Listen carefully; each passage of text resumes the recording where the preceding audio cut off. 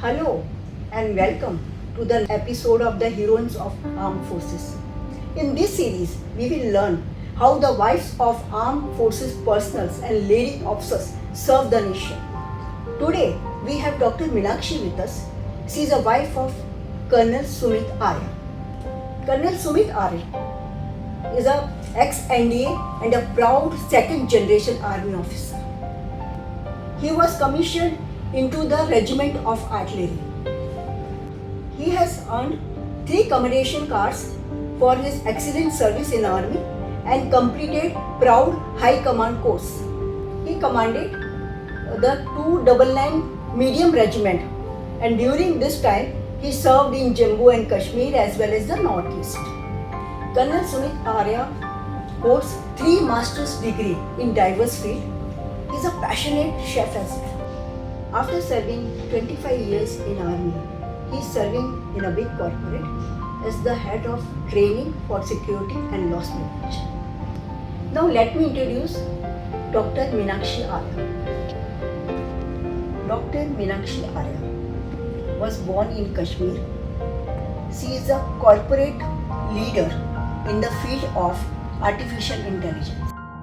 She has done graduation in engineering, then post-graduation in HR. She is a gold medalist in MTech. After that, she has done PhD in computer engineering.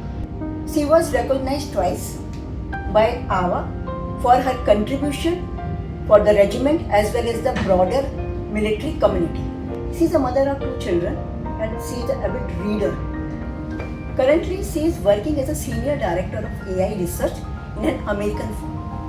Hello, Dr. Meenakshi, how are you doing today? Hello, Ms. Mishra, I'm very fine. How are you? Bas, I am doing great today. Dr. Meenakshi, you was born in Kashmir. Yes. ठीक है, और आपका कोई भी army background नहीं है. No. तो आपने एक फौजी के साथ आपकी शादी कैसे हुई? Ever since I was a child, Kashmir, mein you keep on seeing Forge. I had seen Forge all the time during my childhood. And there was some kind of a charm to it. The life appeared very appealing, it appeared very adventurous. And ever since my childhood, मेरे 3 requirements थे. That my husband should be a Fauji. Oh. He should be a smoker because my dad was a chain smoker. And he should not wear jeans.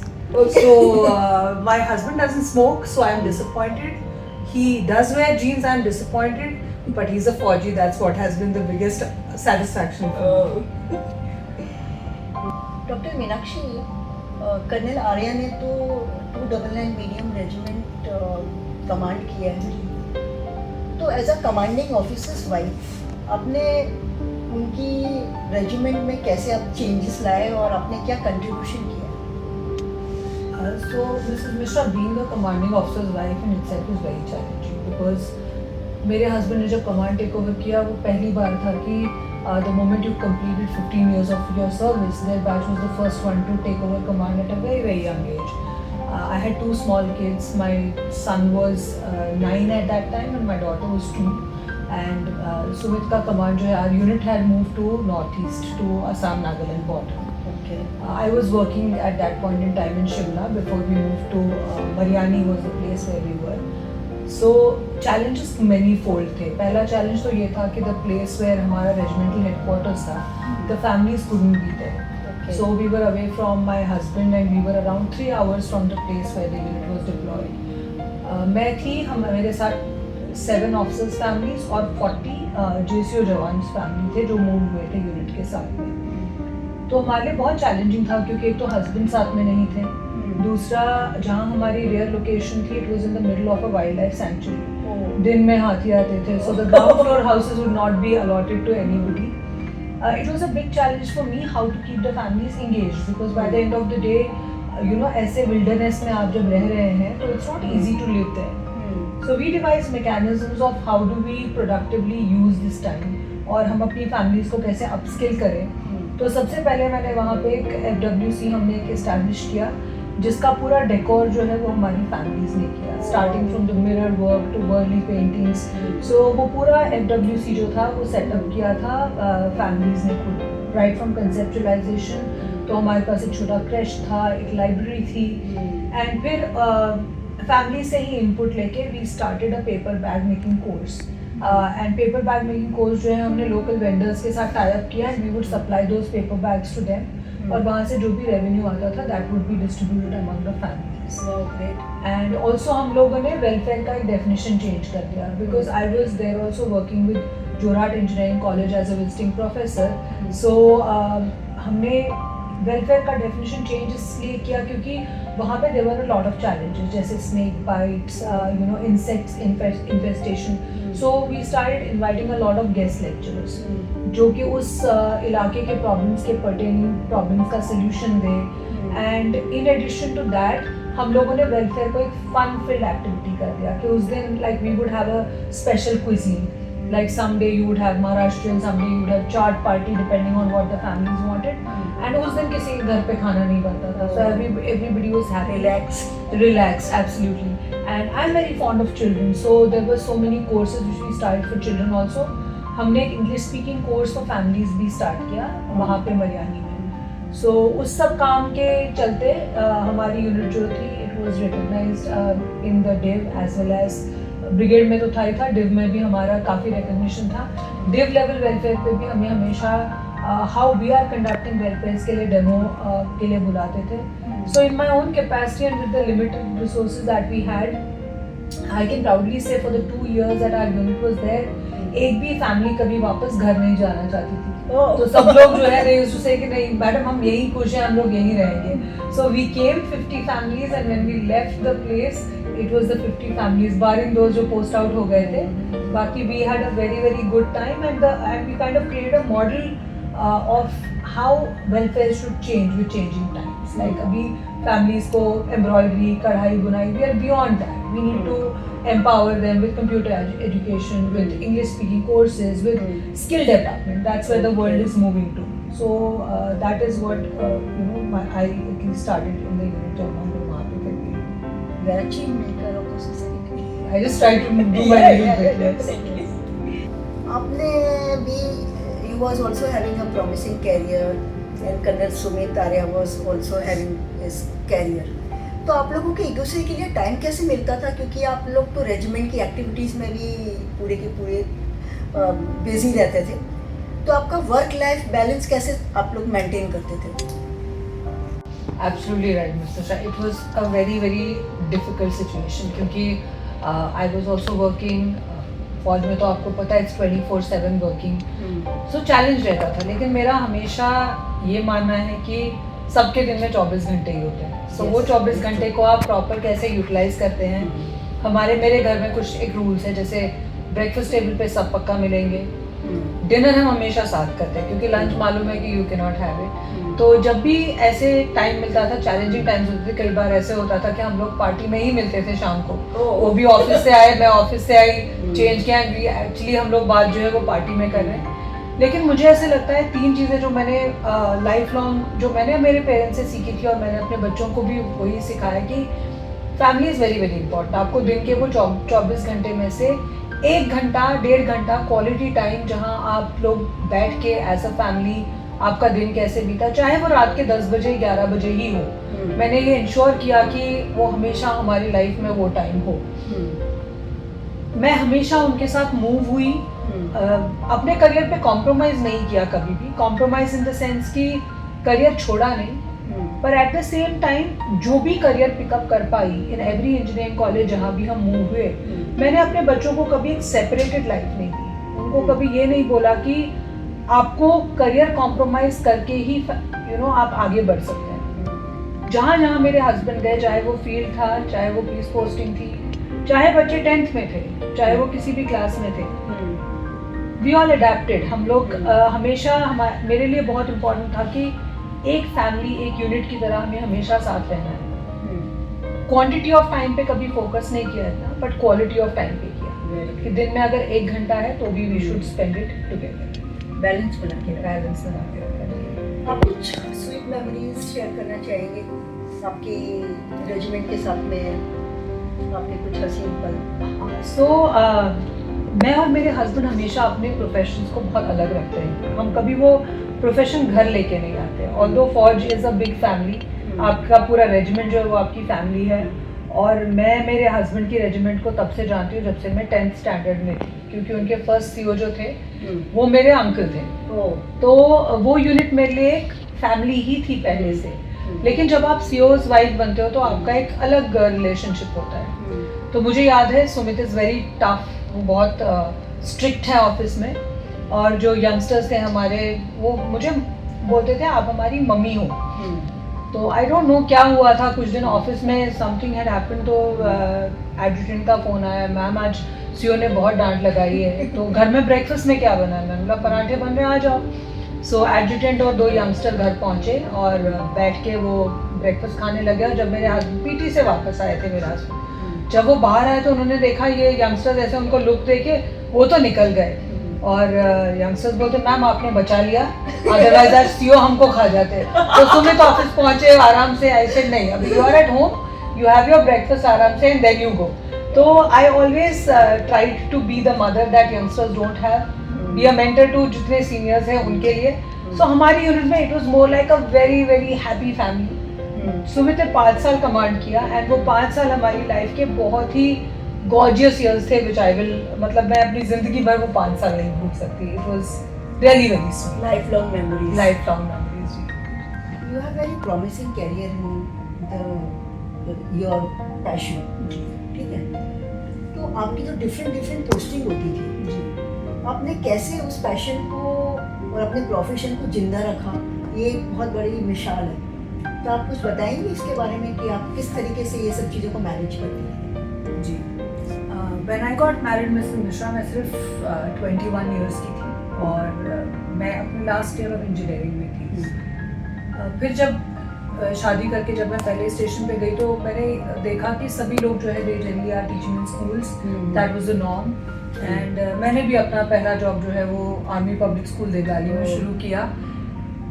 But with in 4-5 months मुझे लगा कि नहीं, this is not what I am cut for, this is not my passion, because मैंने अपनी engineering SNDT university Bombay से की थी।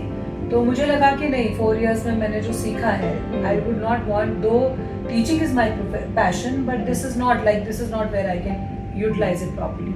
तो फिर मैंने इंजीनियरिंग कॉलेजेस में जॉब करना शुरू किया, स्टार्टेड फ्रॉम अ लेक्चरर। और जैसे उसके बाद हम लोग मेरे हस्बैंड की पोस्टिंग हुई जब हम लोग दिवाली के बाद गए, तो लेह में कोई इंजीनियरिंग कॉलेज नहीं था, तो वहाँ पे मैंने अपना पोस्ट ग्रेजुएशन इन HR किया। उसके बाद में जब हम वापस पीस पोस्टिंग में गए, हम पुणे आए, तो I picked up a job in MIT Pune, और मैंने तभी कॉलेज ऑफ इंजीनियरिंग पुणे से अपना MTech किया। तो डिफ़िकल्ट था, लेकिन मुझे ऐसे लगता है कि कोई भी चीज़ उतनी ही डिफ़िकल्ट है जितनी आप उसको मानते हैं। ऐसा नहीं है कि लाइफ मेरे लिए बहुत ईजी थी। जैसे मेरा टाइम या तो फैमिली देखने में, नहीं तो अपनी पढ़ाई करने में या अपने जॉब में। ऐसा टाइम भी था जब हम पुणे में थे, मैं MIT में लेक्चरर थी, MTech से अपना पोस्ट ग्रेजुएशन कर रही थी, और सुमित स्टाफ कॉलेज कर रहे थे DIIT में। तो मैं सुबह DIIT से निकलती थी, MIT पहुंचती थी, MIT में अपने लेक्चर्स ख़त्म करके कॉलेज ऑफ इंजीनियरिंग पुणे पहुंचती थी, वहाँ पढ़ाई करती थी, और शाम को वापस घर आके of course I used to take care of my son. So easy नहीं था, मुश्किल था, लेकिन आई ऑलवेज फेल्ट कि आपका पैशन अगर आपके हर एक एक्सक्यूज से स्ट्रॉन्गर है तो आप उसको परस्यू कर सकते हैं। और अगर आप थोड़ा सा कॉम्प्रोमाइज, मतलब बाय वर्च्यू ऑफ आपको कितने पैसे मिल रहे हैं, आप एक Tier 1 सिटी में ही ना रहें, आप अपने बच्चों को एक ये आश्वासन हमेशा दें कि जगह और किसी भी चीज़ से कोई फर्क नहीं पड़ता, आपका रेजोल्यूट जो है वो स्ट्रॉन्ग होना चाहिए, आपको अपने ऊपर ये कॉन्फिडेंस होना चाहिए कि I can do it. Also मैंने क्या किया, उस टाइम पे तो अपॉर्चुनिटीज़ बहुत कम थी, लेकिन मैंने अपने आप को इंडस्ट्री के साथ कनेक्टेड रखा। सो मैं NVIDIA जो एक बहुत बड़ी सॉफ्टवेयर कंपनी है जो हार्डवेयर डेवलप करती है, उसकी one of the first deep learning instructors थी। तो मैं कॉर्पोरेट्स को ट्रेन करती थी ऑन GPUs, जो आज आप सुनते हैं। अच्छा, ओके। तो उसके लिए भी बहुत पढ़ाई है, मतलब आज भी करती हूँ मैं, क्योंकि जो फील्ड मेरा है उसमें आप रोज पढ़ाई ना करें तो डिफिकल्ट है। Life was difficult, is difficult, but मुझे अमिताभ बच्चन का एक डायलॉग बड़ा, वो मेरे लिए बहुत इम्पोर्टेंट है कि जब तक जिंदगी है तब तक संघर्ष है। So the moment we accept that संघर्ष जिंदगी का एक अहम हिस्सा है और आप वो संघर्ष करने को तैयार हैं, तो success will definitely be a fall out, there is no doubt about that. Refocus and readjust Absolutely. जी जी जी। आपकी ये इतनी लंबी जर्नी है, आपने तो पीएचडी भी किया है, तो ये आपने इतनी सारी आपकी जो जर्नी रही है, ये तो बहुत आपने बता ही दिया कि किस तरीके से आपने ये सब मैनेज किया और अपने पैशन को कैसे आपने परस्यू किया। इन सब में कर्नल सुमित का कितना कंट्रीब्यूशन रहा है? देखिए, आपने वो कहावत तो सुनी होगी, behind every successful man is a woman.